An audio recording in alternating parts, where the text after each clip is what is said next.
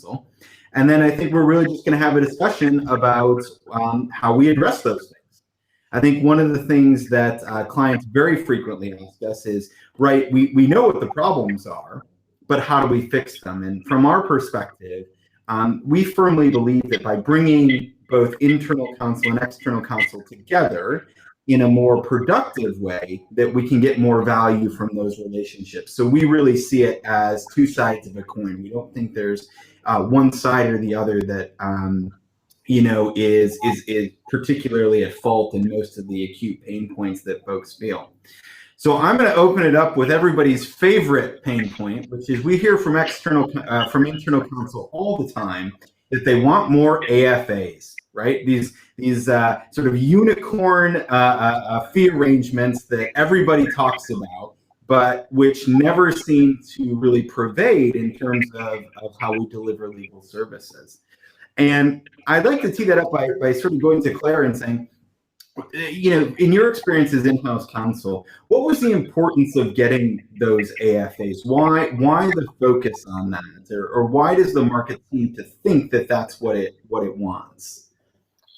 Yeah, so there's a variety of reasons, and it obviously depends where the company is in its life cycle and what is both the company roadmap, corporate roadmap, and then the legal roadmap of where they are in their development.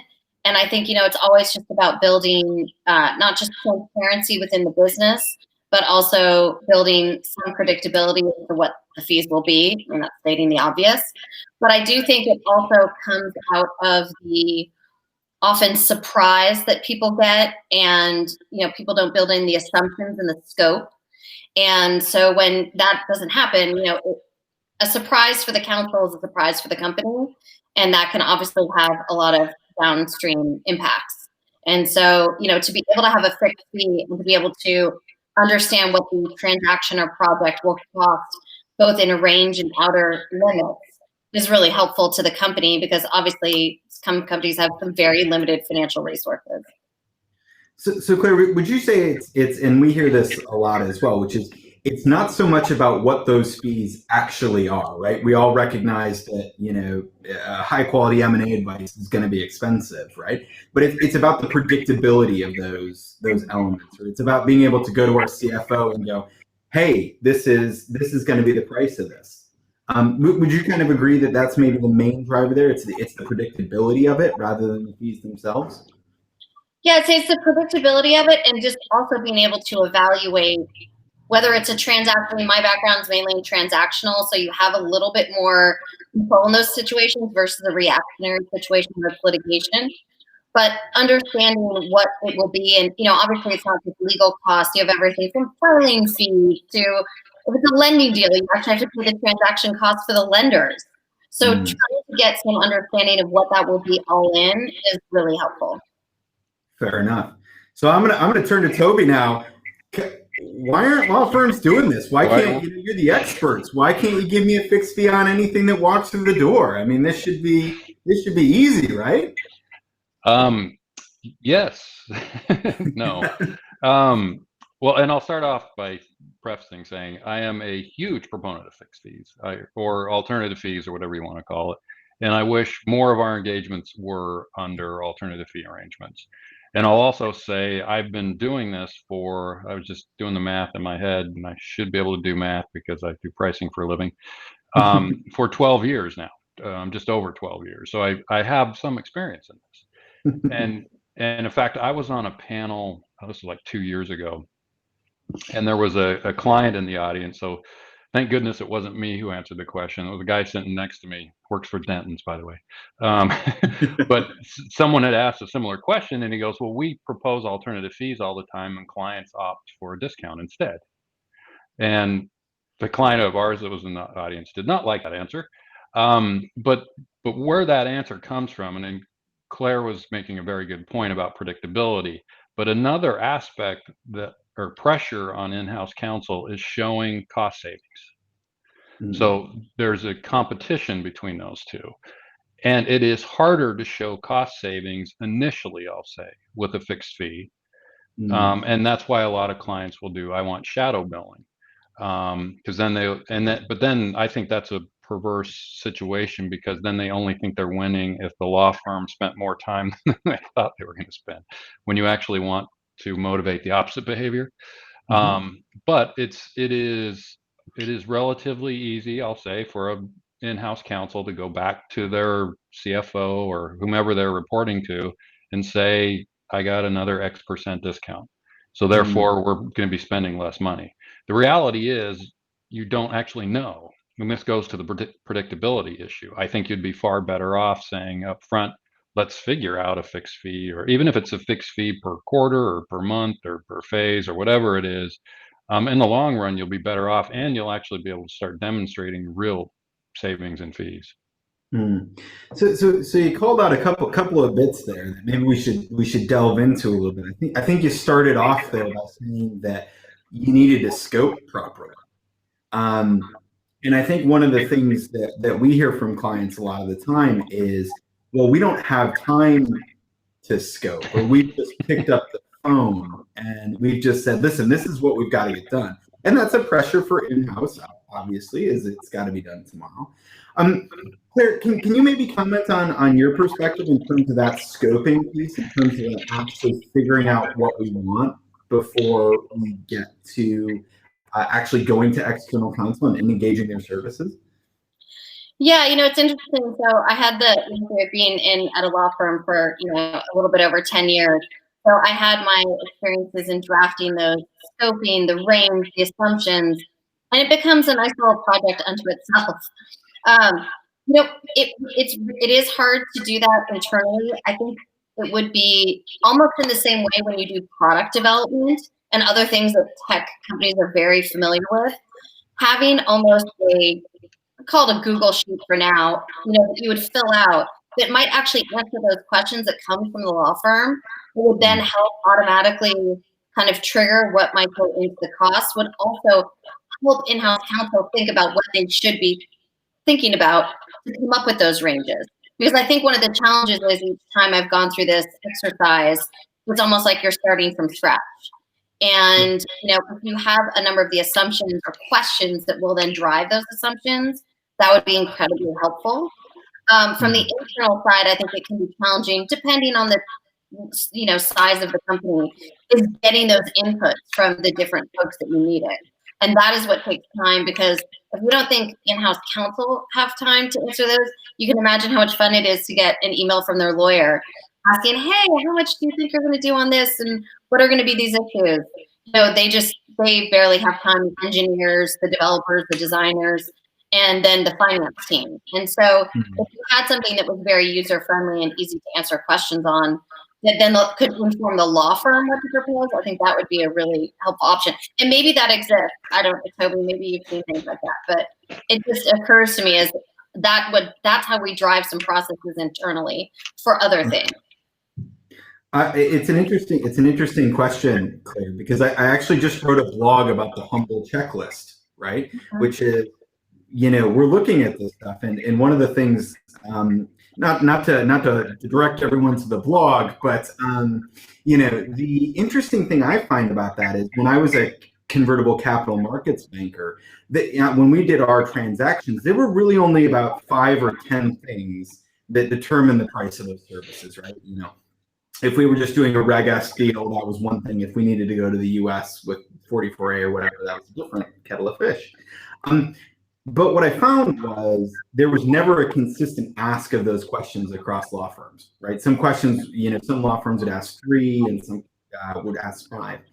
I guess, Toby, in terms of a way to improve process sort of across the board, is it worth maybe sitting down with clients and saying, hey, you've done this 5 times, or perhaps even just internally when you have a practice group, sitting down and maybe templating what you need to do in terms of asking for that scope so that you're really guiding the client to answer the right questions? Do you find it's a little bit, you have to lead the witness a little bit in that respect?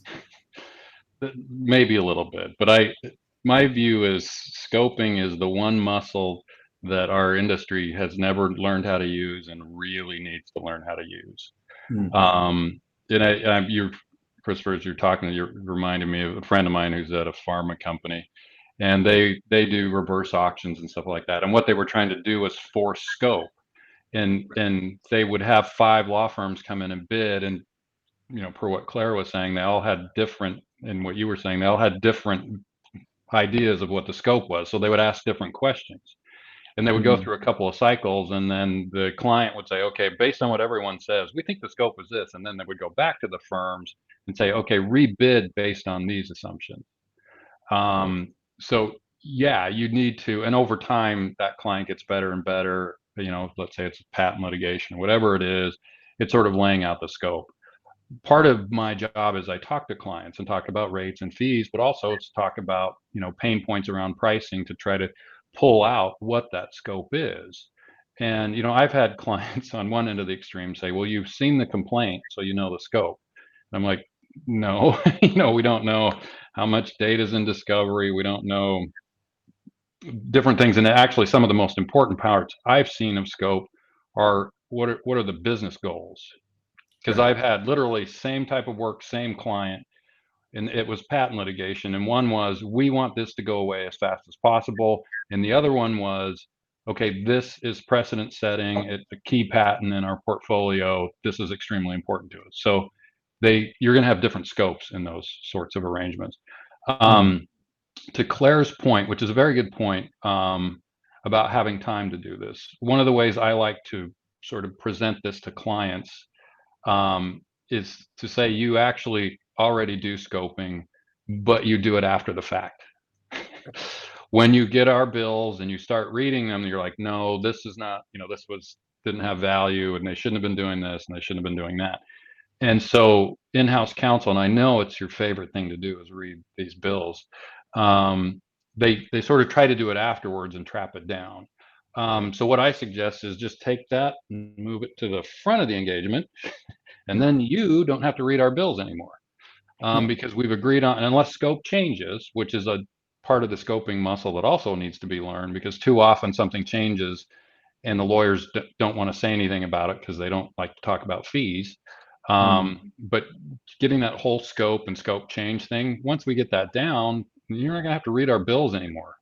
An analogy I like to use, the home I'm sitting in right now in Houston, Texas, was flooded a few years ago. We had this little rainstorm called Harvey. So we had to rebuild this house essentially. Strip the walls down to studs and everything. I never asked the billing rate or anything like that. It was about scope. It was like, okay, we have a half bath not far from where I'm sitting. Here's the kind of countertop, here's the fixtures and everything we want, and what's the number. I never asked if the plumber served on law review. but point being, as an industry, we need to learn how to scope and then manage the scope. I think the whole alternative fee thing, all of a sudden it would be, we only need to use hourly billing as the exception, because there are some times when it is the appropriate pricing. But I think it would far become the exception if we learn that new muscle. And if I could just add, I think that's a great idea. What you're saying is exactly what happens, because you go to the bill afterward, and now it's too late. Like, the time has been billed, and now it's just going to be grumpy. Everybody will be grumpy to have to have this discussion. But if you could move that to the front of it, you could ask them, do you have in-house resources? Do you want to do your own signature pages? Like, there are certain things that are the triggers in the back end where you go, why did that take so long? Or we could have done that. And I just think, when you're going through like any customer experience, you can sit there and click through different options. It makes that whole process so much easier. And if there was a way to do that in the law firm, like coming up with different scope, ideally you'd be able to, output different fee arrangements based on those responses. So and then to revisit them, like your points about transparency. And also in that questionnaire, it's not always just about what's going on with the particular matter or litigation. It's really like, what else is going on with the company? Do you have a financing coming up that you really need to have this resolved by then, or not resolved by then? There's so many different variables, but some of those things about the company priorities, it'd be great to be able to ask those rather than just getting on the phone. Yeah. And I think you make both of you sort of talked a little bit about it, which is, I think one of the things that often gets lost in scope is that those business objectives, right? Like, a lot of times it ends with, we need this legal document done. instead of going, but that legal document is going to drive this outcome for our business, which is the important bit, right? And actually, I think one of the things that we hear from external counsel is actually that gives them a great sense of, right, how do we staff this? Do we need a partner on this? Do we need an associate on it? Do we, how important is this to the client, right? In terms of driving what those AFAs are, and we won't need to go into those, but for example, what we had a client the other day who was going in front of the competition authority here in the EU. And for them, winning, like the submission in terms of what they were paying the law firm to do, was not in any way, shape, or form the outcome. The outcome was getting through antitrust review. And if they didn't get through antitrust review, that was a huge thing. So for them, they were almost saying, listen, we'll double your fee as long as we get through it and we get through it quickly. So I think there's also that piece around conveying the business objective alongside the legal outcome as well. Yeah, I would say it's also an opportunity for the law firms to provide. I think one of the biggest value adds of some law firms is the experience in that they've done things before. So if you have, and companies, they don't do acquisitions every day. And so if you can come to them and you've asked them certain questions, you also can say, here's what our billing's going to be, but be very clear. Here are the other fees you're going to have to pay. And kind of give them that feedback so that they get a bigger picture of what they're going to have to be responsible for in addition to maybe just a straight hourly rate. Like that is a huge value add to a company to understand. Again, it's all about avoiding surprises and being transparent. Claire, you said one really interesting thing there, which is that question about value adds, right? And you kind of tied it in with that concept around understanding your client's business. I guess from your perspective, and I think this is always interesting because, we divide up law firms by sector practice or whatever, right? So your expectation is that if I'm hiring a lawyer who's had experience in tech, they should have experience in my tech business. But often I think I find that maybe there needs to be that extra little bit of knowledge or understanding what I'm trying to do in a very specific context. To you, how important was it to you at, for example, Airbnb, that your law firm went above and beyond in terms of those value adds, in terms of really getting to know your business, whether it was secondees, or whether it was really tailoring training to you, or whether it was getting time from a pricing director, or whatever it was. How important was it to you that your firms really did that in a more effective way?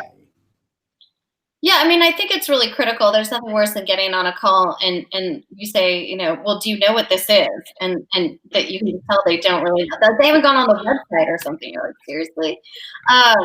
So that's always really critical because obviously that then impacts, not just the priorities, but understanding what the practical advice is that they can give you. Because I think that's one of the other big struggles is that you get a huge bill, you get a huge memo, and you're like, I still don't really know what to do with this. Like, this isn't very practical. And once they understand the practical elements of the business and maybe what we think is lower risk versus high risk, can help them give us better advice.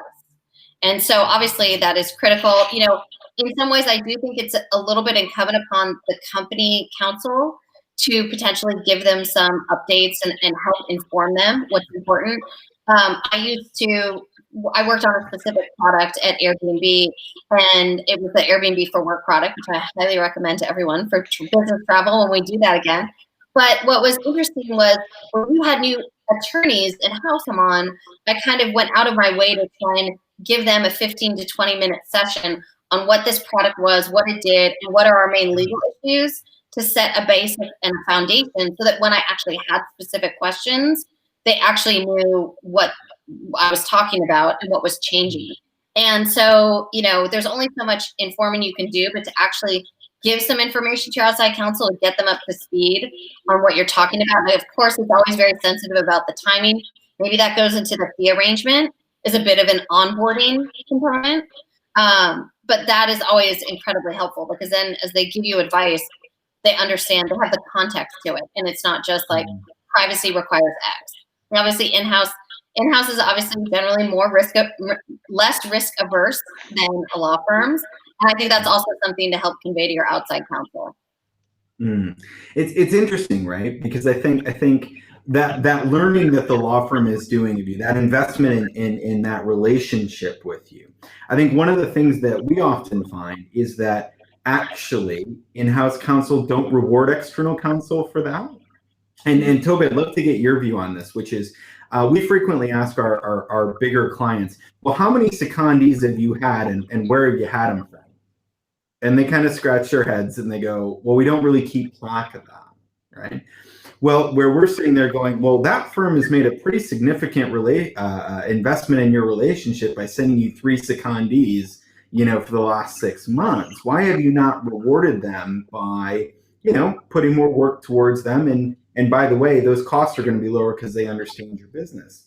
So I guess, Toby, how do you think about that in terms of, I know you do a lot of work with in-house teams. How do you guys think about sort of that provision of value-added services and then sort of that weighing up of whether those things have been useful and productive for you guys in terms of running your business? So I think our industry needs to do a better job of that. Law firms need to be more proactive in presenting to their clients and saying, here's what we did for you last year. And secondees are just a piece of it. Yeah.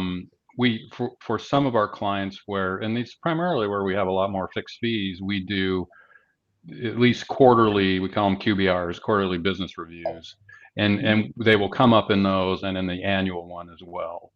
But to your point you were making, Christopher, is that it actually is a two-way street on value. We actually have a program that this is just our branding for it. That's called Client Advantage, where we offer up our operational expertise to our clients' in-house legal departments, because we know they don't have the depth and breadth of expertise that a law firm will have. And for instance, in fact, I know there's one client on here where I had gone on site to their business. This was a few years back, and I did a Client Advantage presentation on how to build budgets for litigation. But I will say, if you are a law or a legal department, your law firm doesn't have to have a formalized program like Perkins Coie.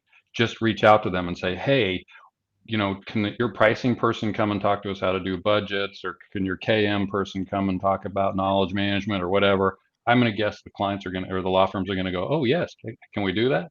But when I went on site and did how to build budgets for litigation, I learned so much about the client and their business.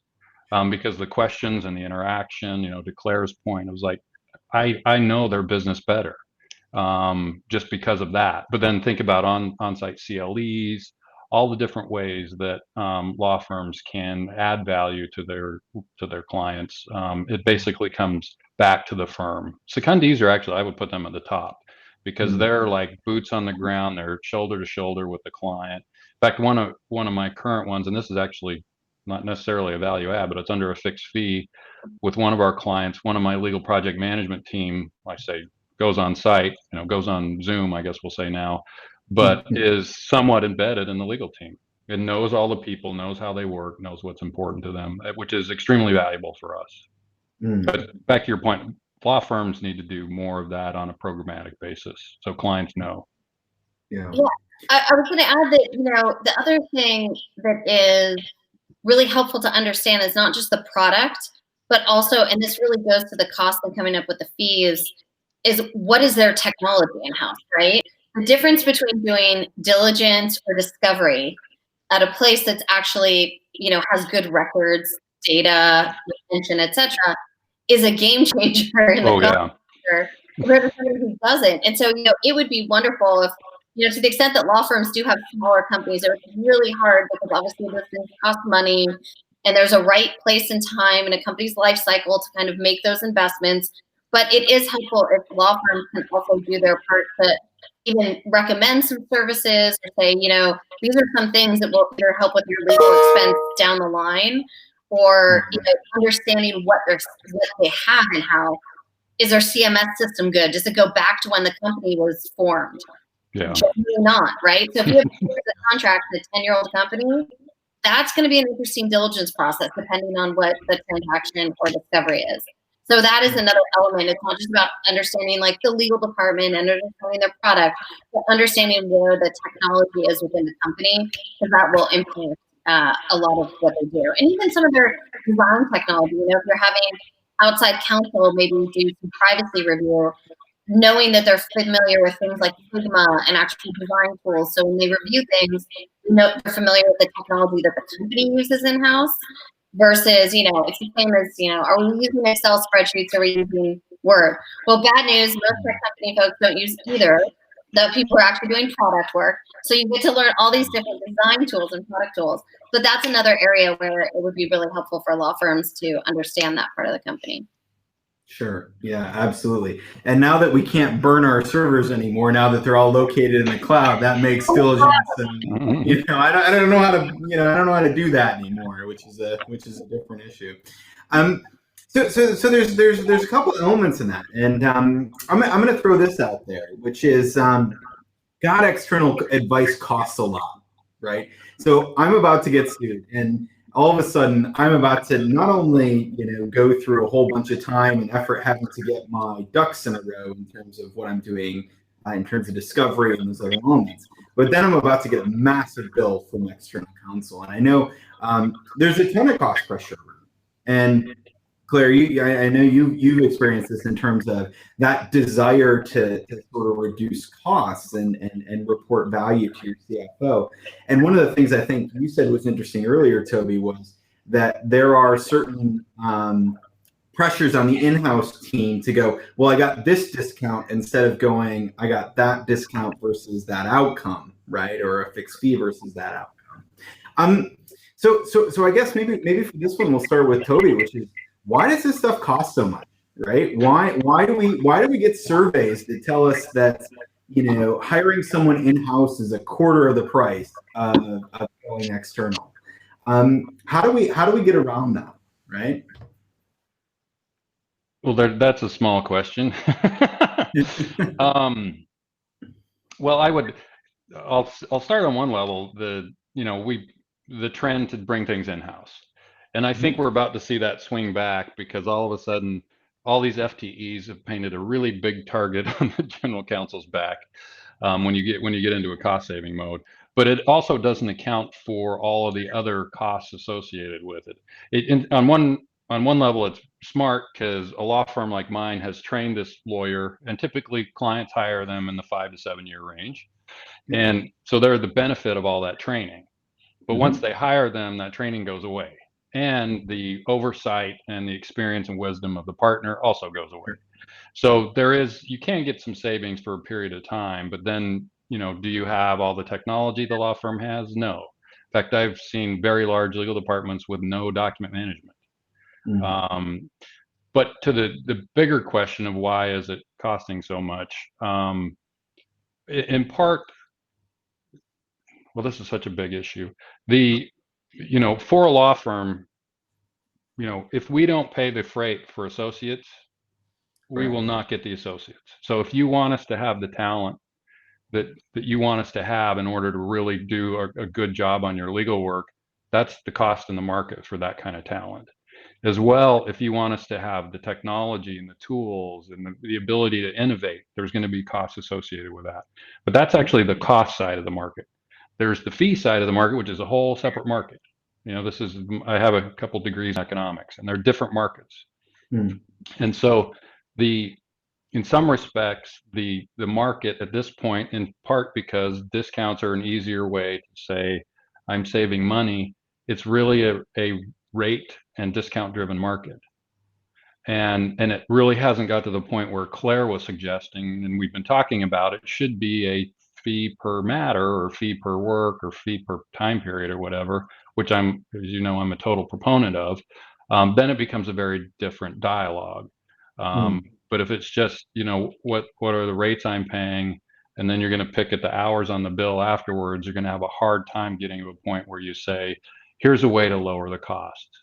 You know, one of the sort of, I'll call this a joke. I could lower legal fees. Well, actually, I'll start with my old mentor's joke. he goes, you want to cut your outside counsel spend? I can cut it to 0 tomorrow. You just need to agree to all the settlements on the cases and agree to all the terms that come in your transactions. But my joke on top of that is, I can cut your legal fees by whatever percent, but I'm going to be doing half of the work done by offshore lawyers, which I'm going to guess a lot of clients would go, no, that's not okay. So here's my advice to counsel. If you really want to seriously talk about lowering the cost, engage with your outside firms and say, here's the sorts of ideas we have that we think are okay that will lower the cost. Legal project management, practice innovation ideas. And, and I say this because people are like, oh, well, just, use technology and make it cheaper. Well, in my experience, and this is something we've just won the ACC Value Champion Award for, it was a combined effort with the client. They had to be okay with the innovations. They had to participate in the innovations. And if they weren't willing to do that, we could have not shown them an almost 20% savings in that type of work. So I, as you can tell, I have some passion around this. I actually think there are a lot of ways to reduce the cost of legal services. It really needs to be an engagement with clients and law firms saying, how can we do this together? In fact, I'm going to throw this out. If you want to lower the cost, don't go to your outside counsel and say, be more efficient, because your outside counsel is going to go, winner, we're already there. We're not inefficient. Go to your outside counsel and say, okay, for this type of work, we want to try to reduce the cost of it by X%. How do we do that together? I think you'll get a far better outcome, demonstrable cost savings, if you take that sort of approach. So that was a relatively short answer to a really big question. Hopefully I touched on a lot of the things you want to hit on. So I think you did there, and I think it's really interesting, Toby, right? Because I think one of the things that we often see is, for better or for worse, lawyers are perfectionists, right? You're kind of trained that it has to be done to perfection. And I guess I'm going to toss a tough one at Claire here. I'm going to go. So Toby mentioned, that to get cost savings, we have to do things in a different way. And I think he's absolutely right to say that most clients say no to that, right? So you and I talked the other day about companies who continue to outsource NDAs to lawyers sitting in Midtown Manhattan, right? And I'm going, well, those people have to charge, $600 an hour because that's what the real estate costs, and that's what they're trained to do. Why could you give us a perspective on maybe why in-house counsel are reluctant to embrace sort of some of those cost saving things, which maybe are a little bit away from the traditional model? Yeah, I mean, I don't know if they're reluctant to embrace the cost saving. I mean, obviously, I think you want to know who's doing your work. And if you tell me we're going to offshore it, then I can assess what those kind of contracts are and maybe what feedback we're going to get. But I will also assume that you've vetted them and done something so that we understand what we're going to get out of them on both sides. But I would say that, using those law firms, I mean, I do find such surprise to find out a company that's been around even a couple of years is still using expensive firms for some really basic general company counsel stuff. And, obviously part of it is the demands of having FTEs. I have found, though, ironically, that when you do hire in-house counsel thinking you're going to save this, I mentioned this to you guys before, actually sometimes your legal costs go up because they look under a rock and they start to go, well, okay, this we can put the rock down and that's not really an issue. But you open up another one and that might be an issue. Or you're starting to grow as a company and you're dealing with more sophisticated business partners and they require a higher level of legal compliance. And so I think that it's not so much you don't want to embrace lower costs. I think it's just having the support. Sorry, there goes the dog. It's embracing, just understanding when is the right time to do that. And frankly, if law firms would behoove themselves, if they could, to be like, look, we don't want to be having our second year, third year associates just doing NDAs. Like, we want them doing higher level work and kind of trying to have maybe some solutions for things like that. And maybe those are the things that get outsourced. But again, it's incumbent upon the company to maybe have some playbooks and be able to engage in that development and innovation so that you know what you're getting out of the relationship. I guess Toby, one question back at you then, and Claire said a lot there. How much do you work with your clients to really develop things like playbooks, to develop things like risk tolerance? We were in a client the other day. It's a big telco company, and they said, listen, 90% of our clients pay their contract every month on time, right? Our requirement to really negotiate those contracts to the nth degree is really kind of zero. They've been with us for more than 5 years, paid a bill every time. Then we have sort of this rump that's maybe new clients or whatever that we might be a little bit worried about, right?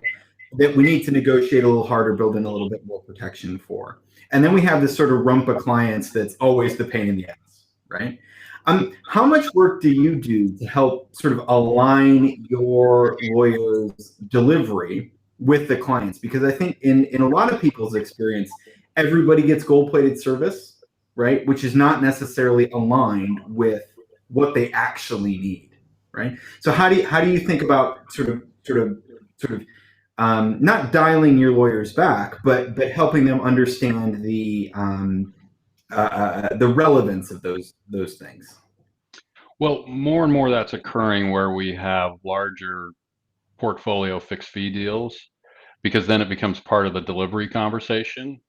But you're spot on. You have to have that conversation, and again, you're seeing my passion. I want us to have more conversations. I want our clients to have more conversations, because, and Claire was sort of alluding to this, and I call it the good is good enough phrase, where it's like, okay, this doesn't have to be perfect. So, but you have to have the client agree. I don't want you. In fact, this reminds me, years ago, a friend of mine had somebody from Phoenix had come up with the perfect real estate lease, and it was like $50,000, and the client was like, $50,000, and the lawyer was like, yes, but this is a thing of beauty, and the client's like, don't care. but you have to have that conversation with the client. We are, and I can reference this because it's public, and it's not like I'm just tooting our horn, but maybe a little. The ACC Value Champion Award we won was in the client is 7-Eleven, and we're actually, what we did was create a new way of onboarding work, and it's for contract review, and so we actually have data now, and the data has become very, very important. But one of the things that we've realized that they had no idea existed before, no idea at all, is a couple of things. One, contracts that are negotiated very, very little, and that there was actually a relatively high percent of contracts that are abandoned. So that raises a question to say, okay, maybe for these that aren't negotiated much, we actually, if you look at this class of contract and say our risk is low, you might not want to have us review them at all. You might just want to sign them. Right. But again, the client would have to say, okay, I'm willing to take that risk. Right. Or you say, hey, look, this class of contract, a high degree of them gets abandoned. Let's not do a whole bunch of review on the front end until we know it's actually going to happen. Again, it's a little bit different risk profile. Is the client willing to accept that? So more and more we're having those conversations, and this goes to your playbook. We've created a playbook for how this all happens. Right. And the data now is informing sort of the next iterations of the playbook. But again, it happens more, and this sort of another piece of advice. It's really hard for a law firm to do a heavy lift for one matter.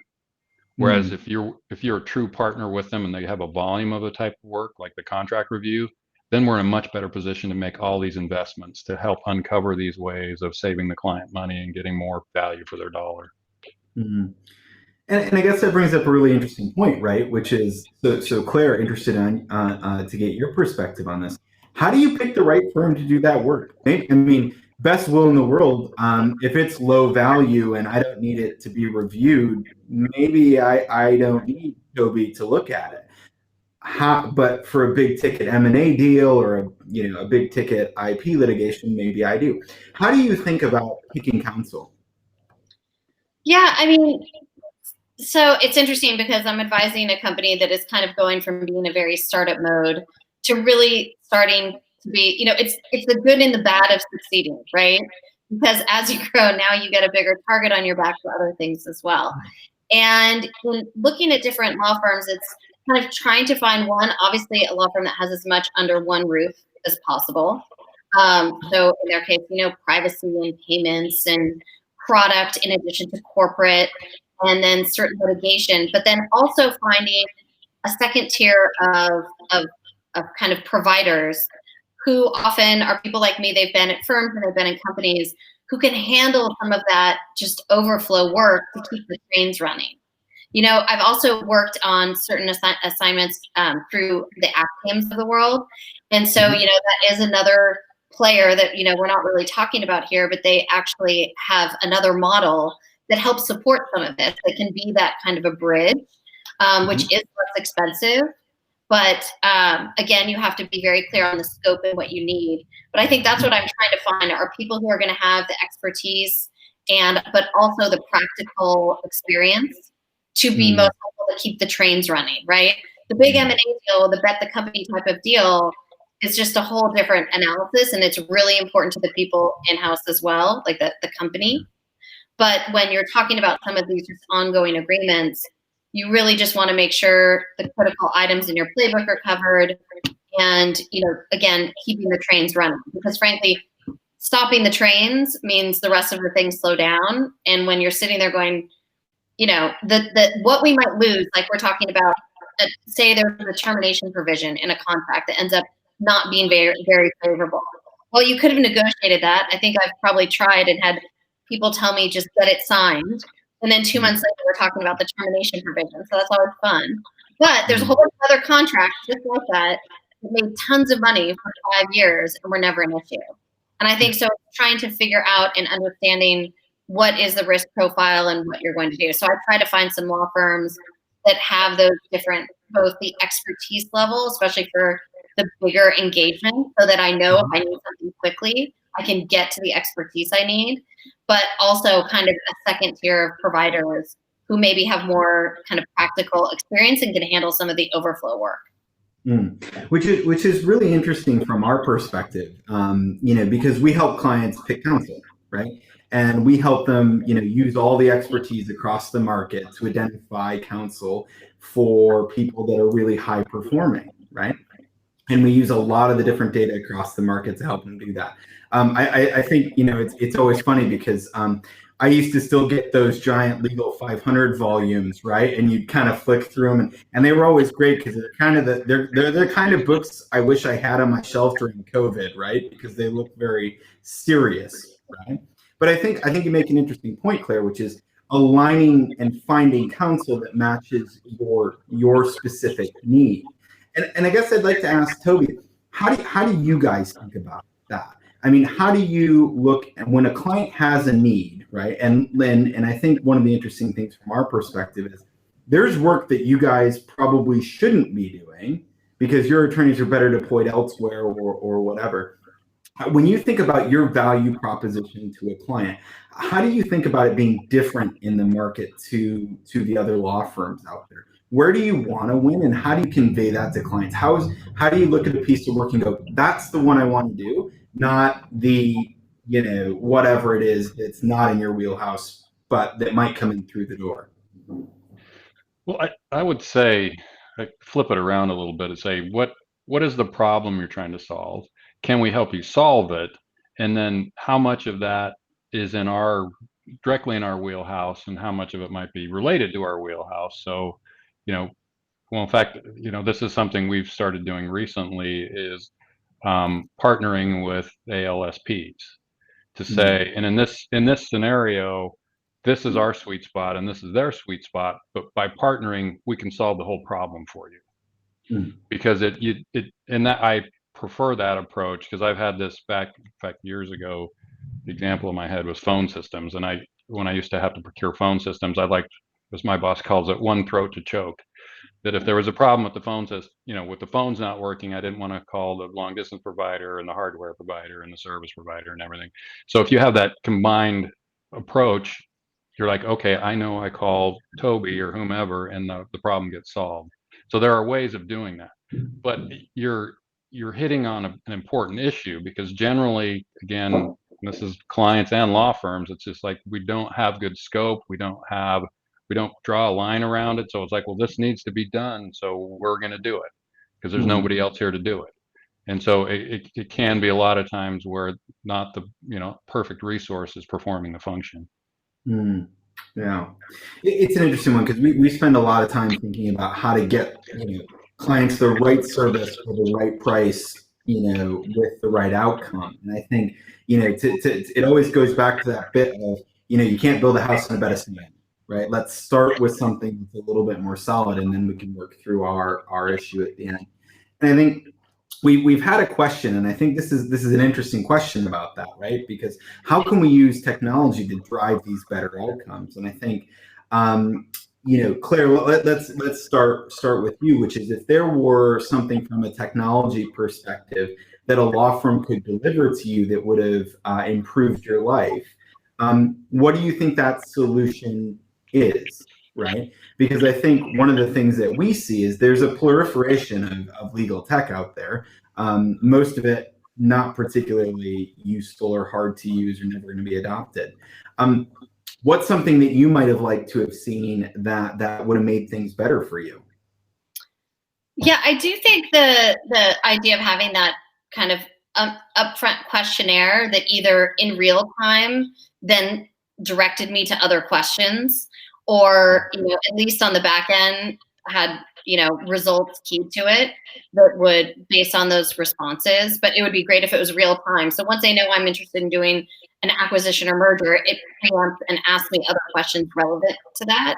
That would be, I think, very helpful. That's one thing. And then I haven't dealt with too much of the most recent legal tech, so maybe that's out there. So they're kind of servicing like lawyers on the fly, and maybe they're doing that. But I would also say the other thing is, one of the law firms that I'm working with has a contract management system where basically they upload the files, and it sounds like that's becoming a more common offering. I was actually going to ask Toby, obviously retaining a bunch of data, like, good news, you're building stickiness, right? That's always helpful, but that's also adding cost. And I don't know if there's ever the additional cost for any of those, almost like professional services. I'm not sure how much the law firm can actually do in that area with it being legal, but an interesting area, because obviously everybody's interested in software as a service. I don't think you want to get in that business, but it seems like it's becoming a more common offering. And it's great because you can upload contracts there. I don't have to worry about, Google Drive and everybody wants to use in-house. Mm-hmm. It's an interesting one, Claire, because I think one of the questions that's always fascinated me, which is, you would have thought that law firms would be the repository of legal tech because they could spread the cost across 1,000 different clients, right?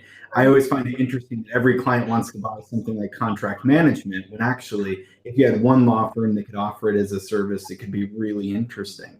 And I guess the second part of the question that we've been asked here is, Toby, from your perspective, how do you think about the proliferation of technologies that are being asked of you, and which are the ones that you guys deliver? And I know that you guys deliver a whole bunch of services around that. Which of those do you think you would like to do?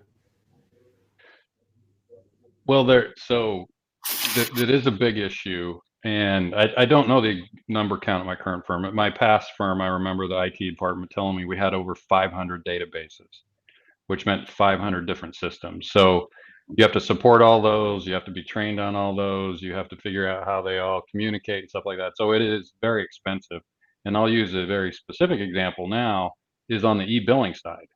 So our e-billing team is certified in, I think, over 50 different e-billing systems. And you're probably going, are there 50 different e-billing systems? That's expensive. That is expensive for us. Well, I want to make sure I understand the question, sort of wrapping that all up, Christopher. Yeah, so it's an interesting one. The e-bill one is interesting, right? Because e-bill's expensive. And I bet if you went to your client and you said, hey, I'll give you a 2% discount, right, off of every one of your bills off the top, if you don't ever ask me for a leads file again, you might actually get a better outcome for both of you. I guess, I think again that's a misalignment of objectives, right? Clients want lower costs. They think the way to do it is to review a bill after the fact. And Claire, you made this comment earlier. They think that the answer is to review a bill at the end. I guess the question, if I'm understanding it from the audience here correctly, is what would you like to be able to deliver if you could maybe wave a magic wand? What do you think would actually deliver real value to a client in a way that they could look at and go, okay, that's delivered real value to my business? Well, I'll give two parts of this question, or two answers to the question, just because I'm answering, so I get to do what I want. As a client, I would hope. Well, and e-billing's not the best example, but you would become technology agnostic. You're saying, I need this problem solved, and whatever technology you have that solves it, I'm fine with it. If I'm going to start dictating or directing you to technologies, I am just driving your cost up. So that's part one. Part two, if I could wave a magic wand, I would, and in fact, I have gone to some of our technology providers and said, start building this now. And the story I use is this was like 8 years ago when I changed firms. The firm I was leaving had just built their own internal financial dashboard, and the firm I was going to had just built their own internal dashboard. And both of the firms asked me if the other firm might want to buy that software. And I'm like, yeah, we buy a lot of software from law firms. I was like, yeah, no. But it took the market probably 7 or 8 years to finally come up with a good financial dashboard to sell to law firms. Mm-hmm. So I've gone to providers and said, okay, the next thing I want, and I know it's going to take you 5 years to build it, so I'm telling you today, is a client-facing dashboard. Mm-hmm. So that it can be, and this was something I think Claire was saying, real time. Mm-hmm. The internal dashboards, we really strive for those to become real time, because if something's going off the rails, having the partner wait until they read the September time in late October is just beyond too late to do anything about it. Yeah. I want them looking on, what's today, September 22nd, and saying, where are we on track right now? What should I do to keep us on track? So that real-time sort of transparency, and then share that with the client. Then the client's not going to be surprised. They're going to say, wait a minute, there's a whole bunch of activity occurring on this matter right now. What is going on? Then they're in a position to pick up the phone or email and say, hey, can you tell me what's going on? And they might get an answer where they say, okay, that makes sense. Yeah. And I think it's interesting that you bring that up too, because you're talking about a couple different elements there. One, which is that any technology that we want to use, whether it's law firms or clients, should sort of be agnostic. Right? It should be able to take inputs from both and be really meaningful without it needing to be so specific to a firm or to a client that it becomes hard to integrate and hard to do those other things. And then you said something else there, which is sort of that real-time update element of it. And I think it's always interesting, because one of the things that we try to take advantage of is that often the law firms know if something is going off track, right? The partner, knows whether something is going off piste or not. And it's about communicating that to the client in a way that's easy to do and is actionable. And I think one of the things that we always talk to our law firm partners about is, right, so that you've blown through an assumption and you're about to, need to spend another $50,000 to get that client the outcome that they want. But you're in the middle of a deal, you forget to write the email, things happen, and all of a sudden they're going to get a bill at the end that's bad, right? And the client's going to look at it and go, geez, what did you do here, right? At which point they turn around to you and try to nickel and dime you over the photocopying you did 6 months ago. And I think it's really interesting, because in some respects, a lot of these issues are not about necessarily bad behavior. They're about process, if you see what I mean. They're about getting into the habit of being in that space where you're communicating the relevant information to the client. I think it's interesting, because sometimes we see, for example, and love to get both of your views on this. We get people who say they can deliver real-time WIP, right? And we go, well, we know on average that law firm partners put their time in 2 or 3 weeks after it occurs, right? And also I go, who looks at the bill every day, right? Is that actionable or not? And I think one of the things that doesn't end up working out well in legal technology is the overabundance of information, right? That's really not helpful. So Claire, from your perspective, when you were managing matters, what were the sort of key 2 or 3 bits that were the most important things to you that you could maybe draw out? What were the things that, if the law firm did them wrong, really caused you a lot of headache internally? Yeah, I guess, I had a really wonderful experience at a prior company where it was the worst case scenario of not just lack of scope, but like the project going off the rails all the time. And there not being investment bankers involved. And so the law firm was having to do investment banking work. The executives were in touch with the law firms directly. So they loved to just call up and be like, hey, can you X, Y, Z? So it was, I tried to stay on top of bills, but there really wasn't much else to do because we had to try and get this deal done. And I think that's part of that upfront scoping, is to understand all the other things that are going to go on and the other players who are involved. But obviously, in addition to cost, I think it's, looking at it and making sure. One thing that was always frustrating to me was that firms would sometimes add like a bill at the end, like just like the front statement should just tell me what do I owe and what's outstanding. Sometimes they would put unpaid bills at the back of it, and I'm like, so you're telling me there's like 10 grand more that's owed, but the front says 20 grand? Like, that's not really helpful. So I think it's just like the presentation sometimes of the bill. But it would really just be nice to have something that is, delivered easily and electronically. And, we have so many notifications.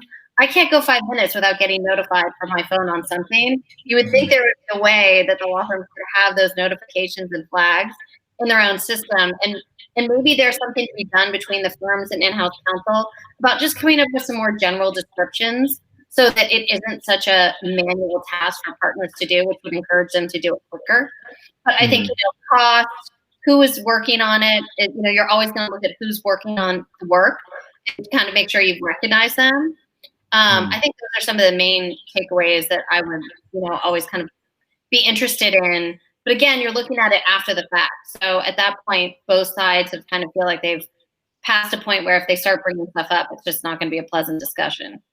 So maybe Toby, for the final minute or two here, how do you guys think about maybe getting ahead of that, so we're not being in that reactive posture? How do you change firm behavior to get your partners to maybe think, actually, before I incur this cost, I'm going to ask the clients, or before I go off scope, I'm going to ask the client? How do you guys think about that? I'm revealing a secret. So part of the way I do it is I tell the client to tell the partner. And I'll share a story. So I was recently doing a client advantage conversation with a general counsel, pretty new general counsel company, Dallas, Texas. And in the conversation, I was talking about how we learn about our clients in those conversations. She tells me that on the 5th of every month, she has to sit down with the CFO and basically go through their entire legal spend. It's sort of an accrual sort of activity.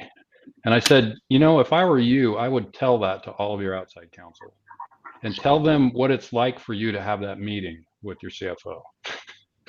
I said, because I'm guessing it can be somewhat tension filled. And if some numbers you gave them last month are way off this month, that it's not a happy conversation. She goes, oh, no, it's not. And I said, I highly recommend you tell all of your outside counsel that exact conversation occurs and the day of the month it occurs on. Part of this is really cultural to our profession, our industry. And one of my golden rules is lawyers will do anything to avoid talking about fees. And so that's what we're trying to overcome. If I were a client, if I was in Claire's position, at Airbnb, I'd be pretty clear with my lawyers to say, if something goes off the rails, I want to know as soon as possible. Yeah. And start changing that cultural expectation. Because then the lawyers have been put on notice to say, hey, you have to tell me this, because if you wait and tell me 60 days later, I have a very big problem and I'm going to make it your problem. You tell me up front, I can go to my CFO and say, hey, this has changed. this is what's going to happen, we're not going to have a problem. But I can't find out too late. I can't have that surprise. I think that's absolutely right, and I think fundamentally the conversation we've had tonight, and I appreciate that we're running out of time. It's about finding that alignment and putting those systems and processes in place to make sure that we're aligned between in-house and external counsel. And from there, I think we can both get a lot of value and really drive things forward in a way that's productive for both. So I think that's maybe where we'll leave it. We'll leave it with the idea that we can get more value from these relationships working together. It's not an adversarial thing, and we can do it together. And thanks everybody for joining us tonight. Yeah, thank you, Claire, Toby, Christopher, for sharing your expertise. That was wonderful. Thanks everybody for attending. Thanks so much. Everybody in the Slack channel, and follow up with an email shortly. Great. Thank you very much, guys. Thanks so much. Take care, everyone. Have a good night.